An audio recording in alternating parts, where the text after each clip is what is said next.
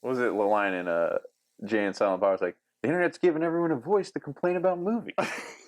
Like, MoviePoopShoot.com. Yeah, MoviePoopShoot.com. That's Rotten Tomatoes. Yeah, that's right. Literally what it is. Can you leave comments on Rotten Tomatoes, or is it just I like? No, you can. The internet is a communications tool used the world over where people can come together to bitch about movies and share pornography with one another. Here's what we're looking for. MoviePoopShoot.com. Poop Shoot. Yeah. This is a site populated by militant movie buffs. Sad, pathetic little bastards living in their parents' basement, downloading scripts and what they think is inside information about movies and actors they claim to despise yet can't stop discussing. There's like critic reviews, and then I think there's audiences. They have both. But I always just look at the percentage. I don't waste my time. I don't read time like on bad movies. sometimes. I like to read them. Sometimes I'm like, oh, this movie was horrible, and I go and I'm like, this is hilarious. Yeah. And then I'll search for the people that are like, this is an 8%, but this 2 people liked it. Why did they like it? So that's a good point. I like doing the opposite, where it's like you go to a universally beloved movie, like say the original Willy Wonka. It's like we all love that movie. We all grew up on it. It's fabulous. And then you go to the reviews, and there's just one person like contributing to childhood obedience, and they're dead serious. It's not ironic. Contributing to the slave trade with these poor Oompa Loompas that got abducted. It's like something like that. Where it's just like 1 star. Hated every second of it. It's like, I feel bad for you, man. Elevators can't fly.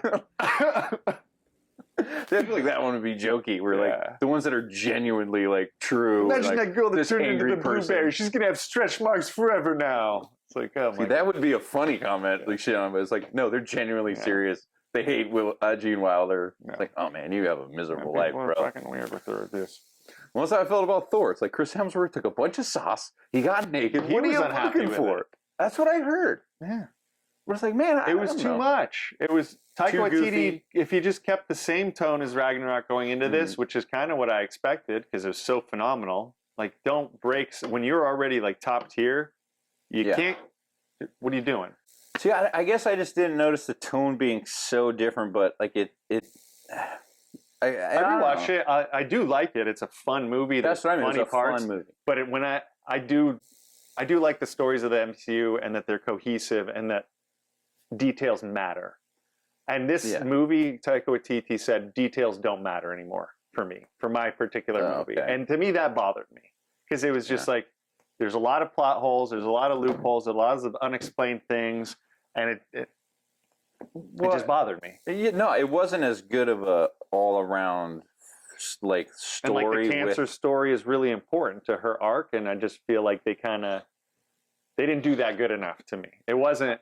I feel like they did good enough because if you harp on that, it's a tough topic, if that makes sense. Where she's got cancer the whole time and it's a downer. Where it's like they mention it and like bring it. No, I know, but it's like it's still a Marvel movie. You're still trying like it's supposed to be, or at least that's what I think. Like where it's lighthearted, where like it doesn't have this tone. Like Ragnarok, I don't know.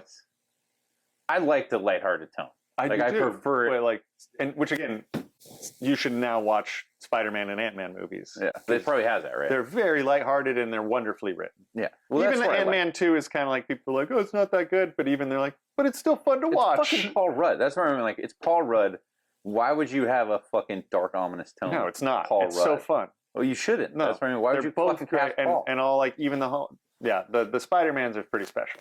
Well, Tom Michael Holland, Keaton, right? Michael Keaton, Tom Holland. Oh, really? Keaton. I can't love Keaton. Keaton is so good in it. Yeah, I'm a big fan. So he watch was the best first part of the He's other one of the guys. best parts of this one too. He's really, really good in it. He crushed it in the other guys, dude. Yeah. It was the funniest goddamn part. Well, amongst these hilarious guys, so it's not like the fucking TLC quoting and all that. You know what you're doing.